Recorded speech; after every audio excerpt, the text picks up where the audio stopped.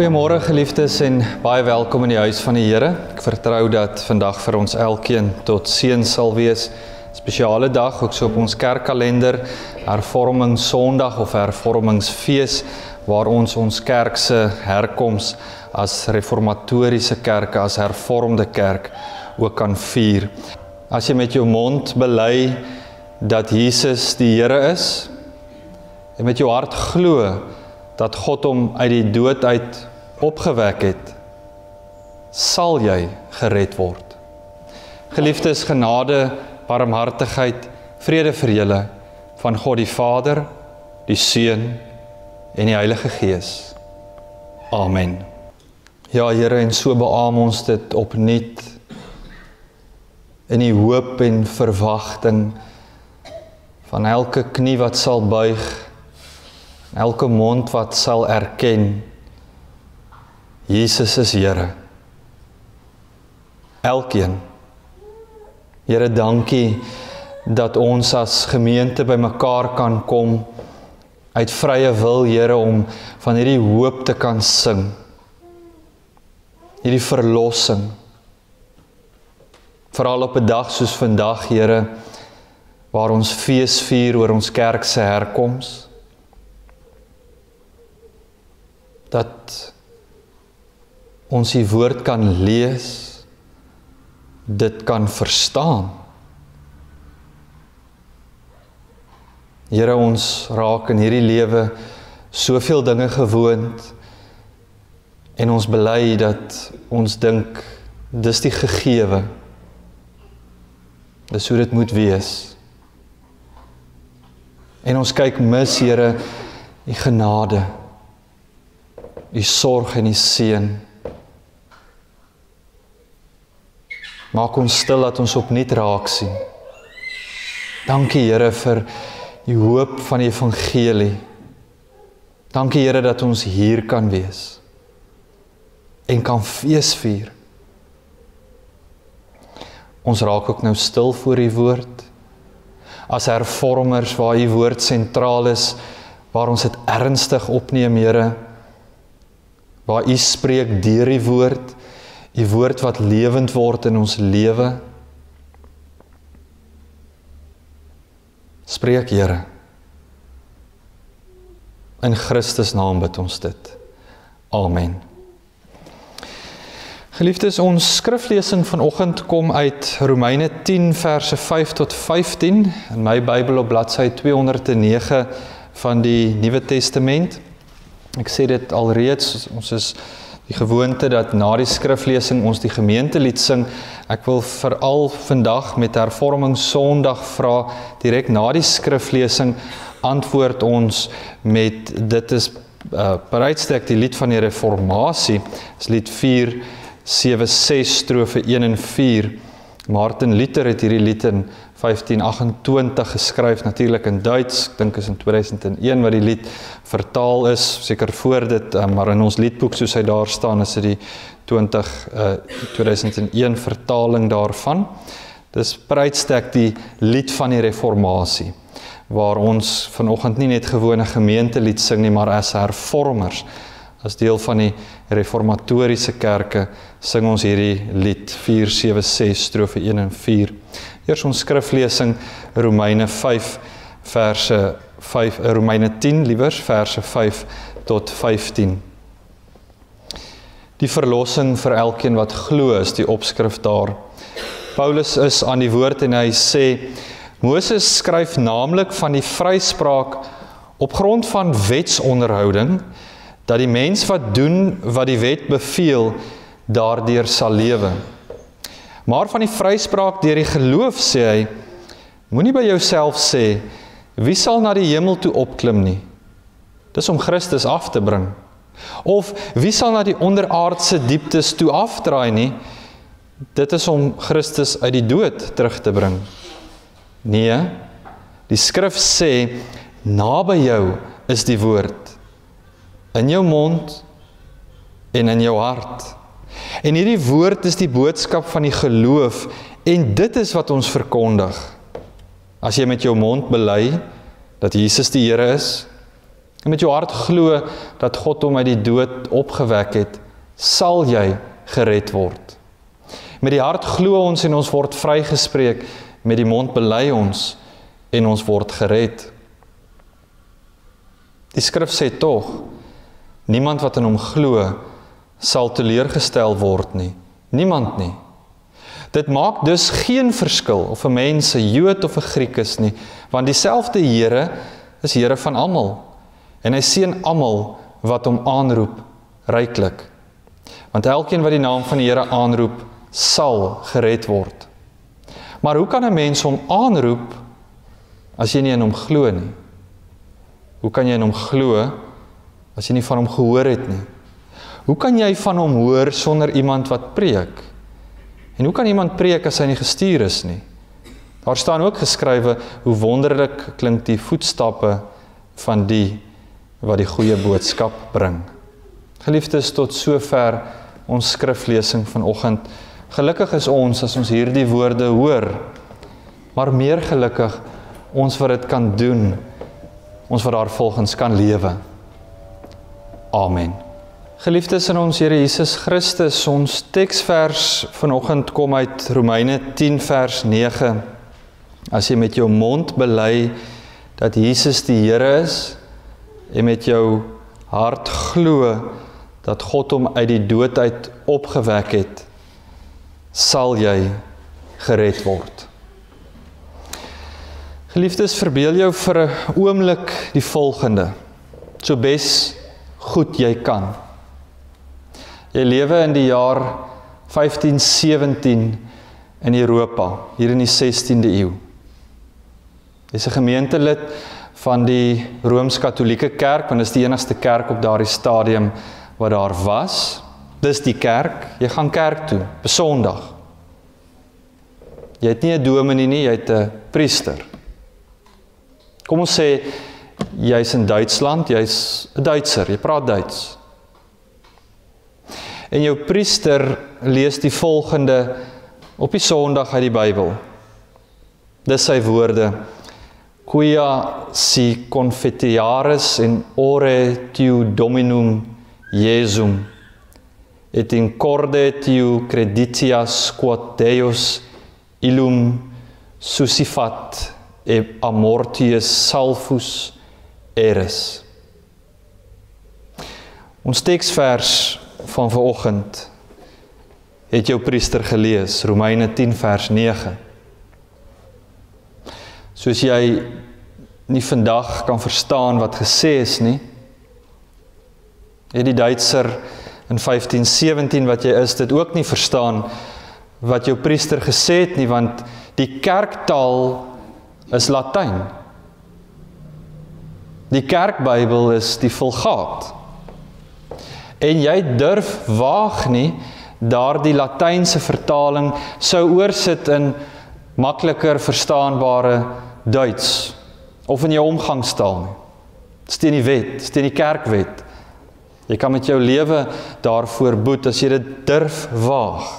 Maar jou probleem is, jy verstaan steeds niks wat gesê is nie. Jy kom na kerk toe, daar word in hierdie taal gepraat wat lank nie meer in die kerk enigsins gepraat word nie, behalwe wanneer jy dit hoor is, wanneer 'n priester of 'n biskop dit sou sê, maar jy verstaan nie wat die Bybel sê nie. En dan nou in meer informele geleenthede sal daar vir jou gesê word, as jy gelukkig is in jou omgangstaal, dis wat hierdie teks beteken. Maar dis wat jou priester of jou biskop vir jou sê, soos hulle die teks lees, so verstaan hulle dit. Dalk bietjie breër in die hele Europa in die 16de eeu, is dit opvallend dat die bevolking in Europa eintlik maar ongeletterd was. Net 6%, 7% van die Europese bevolking was geletterd. Dis die eerste praat van om Latyn te kan skryf en in Latyn te kan verstaan nie. Dis om te sê, jy Duitser, om Duits te kan skryf. In hierdie geval in Duitsland. So, die Bybel is uitgelê deur iemand anders wat dit geïnterpreteer het. En die Bybel was in daardie stadium die gevolg van die Katolieke Kerk se verstaan van hoe die Bybel geïnterpreteer moet word. Hierdie priesters, hierdie biskoppe moes, soos die hiërargie dit ook wys, moes antwoord aan die wat hoër is, aan die paus. Hulle moes verantwoording aan 'n paus doen. So noodwendig en mettertyd sal daar teologiese skeeftrekking plaasvind as totale mag vir 'n klein handjievol uitgesoekte mense gegee is. Want per uitstek is dit wat gebeur het, die Bybel is as ware uit die hande van die gewone mens geneem. En in 'n handjie van net 'n paar geleerdes geplaas. Ons is steeds in die jaar 1517, ons is op 31 Oktober 1517. Martin Luther slaan sy 95 stellings teen die kerkdeur van Wittenberg vas. Wat hy op daardie stadium gedink het van hierdie probleme wat hy gehad het met die kerk, was dalk in sy gedagtes op daardie stadium, ons gaan dit aanspreek maar as 'n Bybelstudie. Tipies iets gebeur in die dorp, in ons dag en tyd, en ons hou 'n Bybelstudie daaroor, ons as kerk gesels bietjie daaroor. Dit was die omvang wat hy gedink het, hierdie gesprek, sy probleme met die Katolieke Kerk op daardie stadium tot uiting sal bring. Net 'n gemeenskapsdebat. Hierdie 95 stellings, geliefdes, was die motoriese moment, dit wat aanleiding gegee het tot die reformatie van die 16de eeu. En onder andere die 95 stellings, jy kan dit sien ek ook gaan lees, is nou in Engels, maar ons verstaan nie Engels, en ons saal kan nie bietjie fyn kam om dit te lees, dit is baie leeswerk, maar onder andere en grootliks het dit te doen gehad met sy probleem oor die sogenaamde aflaatstelsel. Aflaatstelsel in daardie tyd het beskou dat jy letterlik jou saligheid kan koop. Jy betaal geld aan die kerk van daardie tyd en jy of jou familie eendag of die wat alreeds afgestorven is, gaan hemel toe. Ten minste die Katolieke Kerk het op daardie tyd het verstaan dat die vagevuur korter word. Dit is nie in ons reformatoriese teologie enigsins iets nie, die vagevuur nie, maar het verstaan die vagevuur is hierdie proses, as jy sterf, gaan jy deur 'n smeltkroes as het ware. Jy is nog nie in die hemel nie, maar jy is nog op pad en jy moet loutering deurgaan en deel van hierdie loutering is ook maar 'n pynigingsproses. So jy wil vir jou geliefdes dit die kortste pad maak. En jou priester het vir jou gesê, as jy betaal, dan kan dit hierdie pad vir jou geliefdes korter maak. Vanuit 'n historiese oogpunt, geliefdes, weet ons het die kerk dit daardie tyd gedoen om die pragtige boufondse ook te befonds. Die kathedrale wat tans in Europa is grootliks vanuit die aflaatstelsel. Met hierdie bekende gesegde, sodra die muntstuk in die kussie val, is gesê, spring die siel van jou geliefde uit die vagevuur uit. Ons sal vandag sê, maar dis vergaande. Want dis nie wat ons net in hierdie een gedeelte gelees het staan nie. Maar jy as Duitser in die jaar 1517 het geglo wat vir jou vertel is, van die kansel af. Hierdie oomblik van mag, en jy glo dit, want is hierdie kathedraal, en is hierdie amptelikheid, en is die kerk wat dit vir my sê. Geliefdes, vandag lees ons die Bybel in ons eie omgangstaal. Kan ons lees Romeine 10 vers 9, wat sê, en ons kan dit verstaan, as jy met jou mond bely dat Jesus die Here is, en met jou hart glo dat God hom uit die doodheid opgewek het, sal jy gered word. En ons sal sê, maar dis eenvoudig, dis voor die hand liggend, dis wat die woord van die Here sê. Maar die mense in daardie tyd eenvoudig nie verstaan wat die woord van die Here sê nie. Hulle het nie geweet wat dit beteken, hoe word ek gered nie. En die kerk is geglo. Geliefdes, kom ons gaan verder terug in tyd. Nog voor 1517, ten tye van Paulus in die gemeente in Rome. Hulle het ook maar met dieselfde vraag gesit, eintlik al 'n bietjie anders dit gevra, maar dit kom op dieselfde neer. Hoe moet ek weet dat ek gered is? Dit was hulle vraag, kan ons uit aflei in hierdie antwoord van Paulus, maar dit is nie net die reformatie of Paulus, dit is ook ons vraag in ons dag en tyd, gelowiges, ons vra dit. Hoe weet jy dat jy gered is? Kan jy dit weet? Kan jy dit sê? Kan jy dit met vertroue, selfvertroue sê? Geliefdes, in gesprekke wat ons met mekaar het as gelowiges, dan kom ons nogals vinnig agter en lei jy af, baie van 'n persoon se teologie, hoe hulle God beskou ook, en die manier hoe mense praat, ons as gelowiges praat. En dan kom ons agter eintlik die uiteenlopende verstaan van iets eenvoudig oor redding, wat ons in Romeine 10 dan lees. Daarom, kom ons kyk wat sê die woord van die Here oor ons redding. Geliefdes, Paulus begin deur te sê dat die onderhouding van die wet, en dit verwys na die 10 gebooie, maak sê dit hard en duidelik, maak dit baie duidelik, jou nie kan red nie. Dan gaan hy verder, want as jou vryspraak afgehang het, dat jy die wil van die Here, die 10 gebooie, 100% sou nakom, sou ons elkeen wat hier sit, hopeloos verlore wees. Dit sê Paulus heel eerste vir die gemeente in Rome baie duidelik. Die wet kan jou nie red nie. Deur die 10 gebooie nougeset te doen, en jy verwag dit gaan my red, is jy verkeerd. Maar dan is die vraag, waarvan hang ons redding dan af, as dit nie begrond is op die onderhouding van die 10 gebooie nie. Lees ons raak, praat Paulus van vryspraak deur die geloof. Dan nou juis ons teksgedeelte, as jy met jou mond bely veronderstel geloof. As jy met jou mond bely dat Jesus die Here is en met jou hart glo, hier raak dit baie duideliker, glo van binne, dat God hom uit die dood opgewek het, sal jy gered word.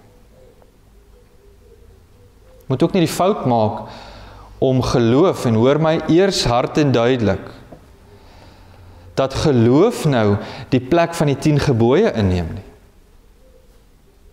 Of kom ek stel dit baie meer duidelik, dat jou geloof besit, dis mos nou ek wat glo. Dis nie jou geloof wat jou red nie, dis God wat die geloof in jou plaas. Baie duidelik moet jy die onderskeid hier opmerk. Die geloof kom van God. Jy wat kan glo, is nie deur jou eie intellek, jou krag, jou wil, jou verstand nie. Want dit is ook mensgemaak. Dis 'n geloof van God. Daardie geloof. Dis die geloof wat red. Want anders kom dit op 'n baie mooi manier, sonder met mooi taal wat ons dan nou gebruik, geloof, my geloof, dan klink dit weer soos in die plek van die 10 gebooie nou net iets anders, wat ek moet doen. Dis God wat die geloof in jou plaas. Ja, ons glo, maar dis alles die Here. Soos ons in die Dordtse leerreëls lees, uit louter genade, tot die saligheid van Christus uitverkies. Geliefdes, dit was Augustinus, die kerkvader uit Noord-Afrika, wat gesê het, juis oor hierdie vraag van my bydra tot my saligheid, my bydra, wat kan ek bied vir die Here, dat ek aanvaarbaar is voor hom, sê Augustinus hierop, as ek net een sug tot my saligheid moes toevoeg, was ek vir ewig verlore. Nie eers 'n sug nie. Dis alles die Here. Dis die Here, dis Christus en Christus alleen. Nie deur ons eie toedoen nie, deur God se toedoen. En dis wat Paulus hier bedoel deurdat hy sê dat die wet jou nie kan red nie. Dis nie 'n redding wat vanuit jouself kom nie. Jou redding kom van buite jouself, sê die Nederlandse geloofsbelijdenis ook. Buite jouself van God. Dis nie 'n redding wat afhang van hoe goed jy die 10 gebooie wil nakom nie. Maar dan ook, dan nou die vraag, as ons dan nou sê, die 10 gebooie, die wil van God, dit red jou nie. Wat maak ons hiermee? Hoekom luister ons Sondag na Sondag, soos ons vanoggend na die opsomming van die 10 gebooie geluister het, of na die 10 gebooie self sou luister, of na 'n opsomming van die wet, die groot liefdesgebod sal luister, of ander tekste wat dit sou opsom. Hoekom doen ons dit dan nog? Die klemtoon is anders, geliefdes. Dis nie 'n geval dat die wet nou sonder meer weggegooi word nie. Ons weet, ons word nie daardeur gered nie. Maar met die uitleef daarvan, weet ons tog wat is die wil van die Here vir ons lewe, kan ons daarop in dankbaarheid reageer. Krities belangrik dat ons ook daardie onderskeid raak sien. Ons doen die wil van die Here nie sodat ons gered kan word nie. Maar juis omdat ons reeds gered is, kan ons nie anders nie as om hierdie lewe van dankbaarheid voor die Here te leef. En daarom dink ek is die beter beskrywing die wil van God. Want dit is ook jou wil. My wil, Here, om u wil te doen. En daarom, geliefdes, moet ons die wil van die Here sien, nie as 'n stok om mee te slaan nie. Trouwens, soos ons ook vanoggend dit gehoor het. Dis nie 'n stok om mee te slaan nie, maar is 'n staf wat ons lei. Waartoe lei? Om in dankbaarheid voor die Here te lewe. Ons lewe in 'n dag en tyd, geliefdes, waar mense nie meer die wil van die Here ken nie. Ons moet terugdraai na die woord van die Here. Skrif alleen. Geliefdes, Paulus wys baie prakties uit hoe 'n mens kan weet of jy gered is. Sien dit in ons teks. As jy met jou mond bely dat Jesus die Here is en met jou hart glo dat God hom uit die dood opgewek het, sal jy gered word. Maar dan kom dit in, soms ons menslike gedagtes, soms is ons eie grootste vyand, wat ook die geestelike sake aanbetref. Veral hierdie sin van 'n geestelike minderwaardigheidskompleks, waaraan ons baie ly. Waar ons voel, goed, dis deur geloof wat ek gered word, ek verstaan dit nou. En hierdie geloof kom van die Here af, ek verstaan dit ook. En is alles die Here, maar hierdie geloof wat ek dan nou van God bely, Here, is dit voldoende? Here, glo ek goed genoeg? Is dat dit wat ek van U glo, genoeg om my te red? Geliefdes, dan hoor ons die onomwonde ja, hoe dit resoneer in die skrif, want is juis geloof van God. Dis nie jou geloof nie. God dank, dis nie my geloof nie, maar sy geloof in my. Want dit wat God gee, is voldoende. Want is hy wat dit gee. Dis nie jou intellek nie. Dis louter genade. Nie eers iets wat jy moet kan behaal of moet wees voor jy voor die Here kan verskyn nie. Soos ons trouwens ook lees, ons hoef nie ver te gaan soek vir hierdie verlossing in Christus nie. Trouwens, dis nie jy wat gaan soek nie, dis Christus wat jou gesoek het en jou gevind het. Geliefdes, al voel jy dalk nie so nie, waak teen gevoel. Want vandag voel ek sis, môre voel ek so. Die woord van die Here sê, jy is gered. Glo dit. Dis hoop.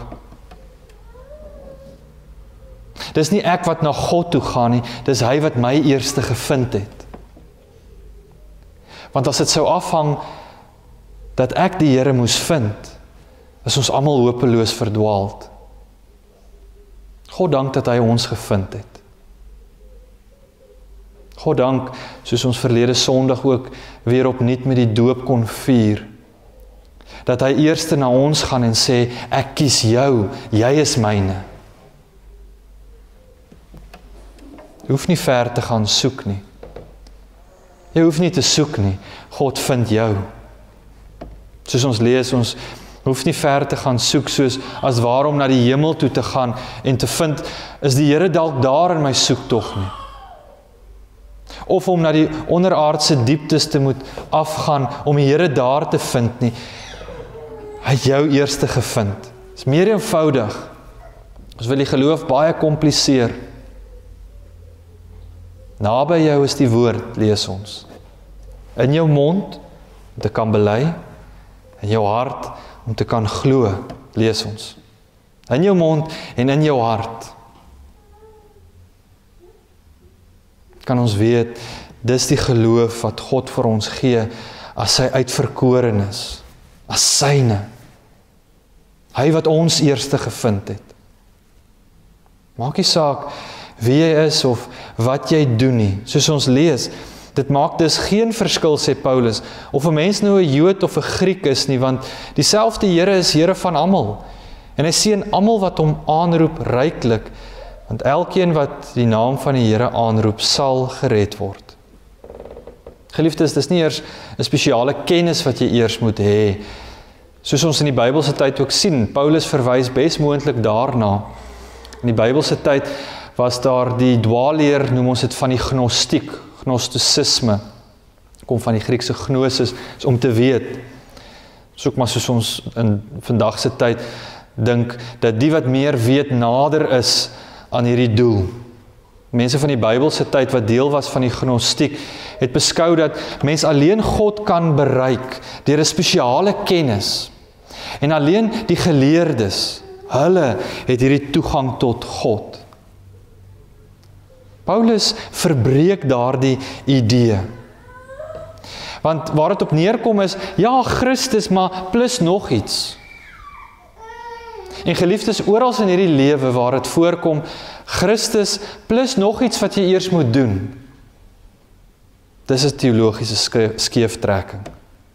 Dis direk in stryd met ons reformatoriese belydenis van Christus en Christus alleen. Trouwens, dis wat ons ook sektes noem. Ek weet die woord word nie meer baie gebruik nie. 'n Sekte beskou Christus, maar dan moet jy nog dit en dat ook eers doen. Ons sê Christus en Christus alleen. En dis wie ons verkondig. En daar is 'n belofte. Dalk het ons bietjie te vinnig ook daaroor gelees. Ons lees dit, niemand wat in God glo, sal teleurgestel word nie. Geliefdes, ons is krities bewus daarvan, hoe die wêreld mens kan teleurstel. Hoe mense kan teleurstel. Maar die Here wat sê, ek stel nie teleur nie. Mense wat in die steek laat. Maar die Here sê, ek stel jou nie teleur nie en ek laat jou nie in die steek nie. Dis hierdie hoop. Maar dan in hierdie hoop is daar dadelik ook vir ons 'n oproep. Ons lees dit in die einde van die gedeelte. Hoe kan ons God aanroep as ons nie in God glo nie? Hoe kan ons glo as ons nie van hom gehoor het nie? Hoe kan ons van hom hoor as ons nie vir mekaar van God vertel nie? Bybelse teks sê, as iemand nie vertel of preek nie, en hoe kan daardie persoon preek as hy nie gestuur word nie? Sien baie duidelik Paulus se retoriek stapsgewys hoe hy oor hierdie saak bedink. Die een wat aanleiding gee tot die ander. Dink ons maak in 'n mate 'n klein foutjie. Alleen deur te dink, dis deur die prediking op die kansel, wat ek nou gehoor het en nou gaan ek uitlewe. Geliefdes, ek wil sê, dis die uitsondering in ons week. Dis hierdie beskouing wat Paulus sê, moenie jou geloof vir jouself hou nie, lewe dit uit. Lewe as getuie van God. Beste preke is daardie preke wat gelewe word.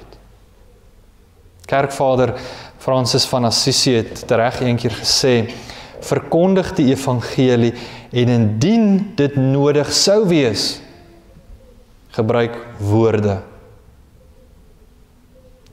Ons het die beskouing dat woorde nodig is om die evangelie te verkondig.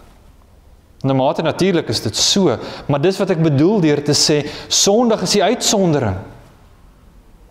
Dis hier waar ons bymekaar is en die woorde hoor, maar van Maandag tot Saterdag is dit hierdie woordelose, waar jy in iemand anders se optrede dit sien, dit sê nie iets nie, in woorde nie, maar dit sê tog soveel meer. Dalk baie meer as wat jy op die Sondag gehoor het. En ander wat so na jou lewe ook kyk, dit spreek evangelie. Ons elkeen preek dan in 'n sekere sin elke oomblik van die dag deur mense wat na ons kyk en ons besef dit nie. En weet dit, mense sien baie meer van jou as wat jy dink. Mense let fyn op. Doen jy dit wat jy bely op Sondag? Ons is so geneig om te dink in Paulus se woorde, preek, gestuurde, dat dit net die dominee is, net die amp is, dat ons onsself as gemeente kwytskel daarvan. Van Maandag tot Saterdag, dis waar ons dit uitleef, en Sondag natuurlik in kluis. Laat die vraag, is nie net die dominee wat preek nie. Hoe is jou lewenspreek?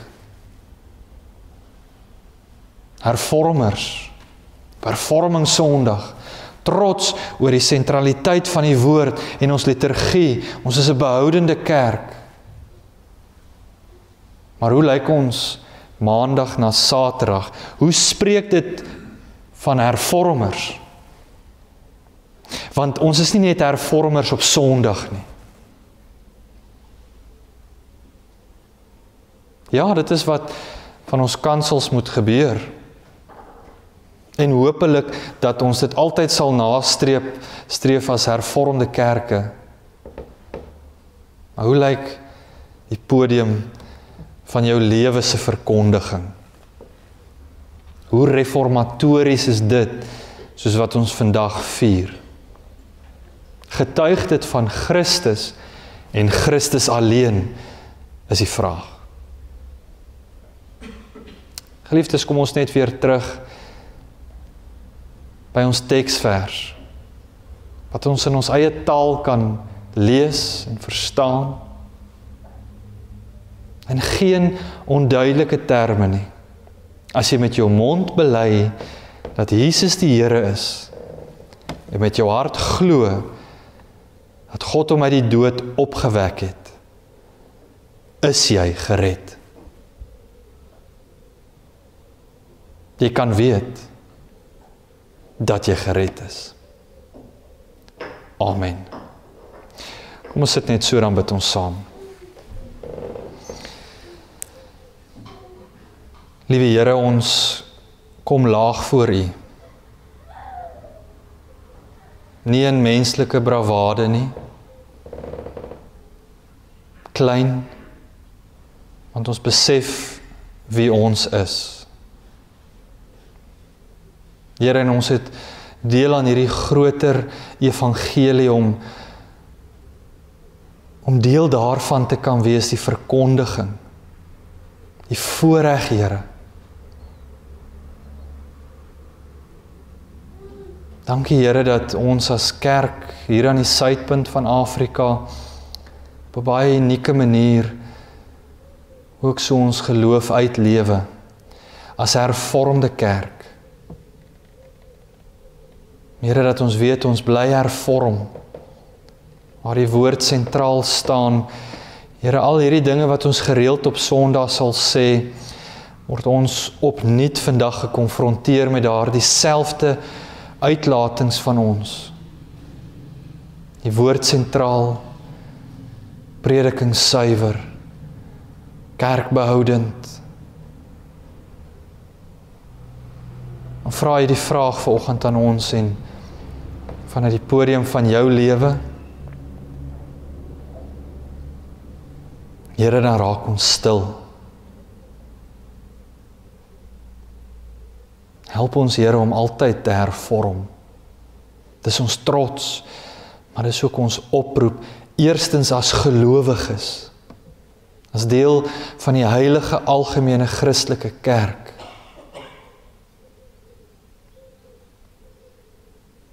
Here, ons vier fees, maar ons doen dit nederig. Nie dat ons die wysheid in pag het nie. Ons het ons foute. Wys dit Here vir ons meer en meer. En soos ons vanuit hierdie boodskap ook meer selfondersoek doen, vir ons as kerke ook vir die pad vorentoe.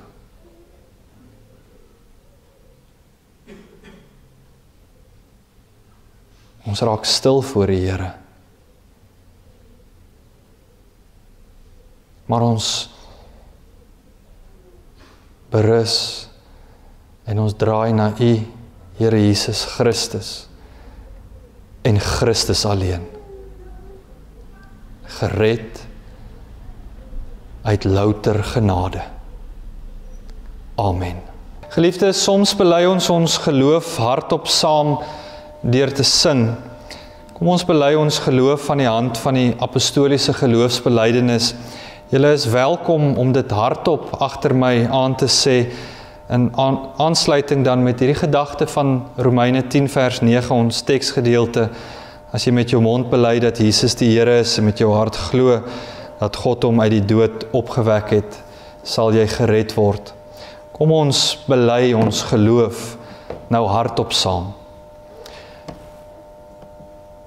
Ek glo in God die Vader, die Almagtige, die Skepper van die hemel en die aarde, en in Jesus Christus, sy eniggebore Seun, ons Here, wat ontvang is van die Heilige Gees, gebore is uit die maagd Maria, wat gelei het onder Pontius Pilatus, gekruisig is, gesterf het en begrawe is, en ter helle neergedaal het, wat op die derde dag weer opgestaan het uit die dode, wat opgevaar het na die hemel en sit aan die regterhand van God, die Almagtige Vader, van waar hy sal kom om te oordeel die wat nog lewe en die wat reeds gesterf het.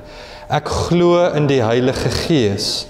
Ek glo aan 'n heilige algemene Christelike kerk, die gemeenskap van die heiliges, die vergewing van sondes, die opstanding van die vlees en 'n ewige lewe. Amen. Geliefdes in ons Here Jesus Christus, kom ons elkeen ontvang dan nou ook die seën van die Here. Die Here sal julle seën en julle beskerm. Die Here sal tot julle redding verskyn en julle genadig wees. Die Here sal julle gebede verhoor en aan julle sy vrede gee. Amen.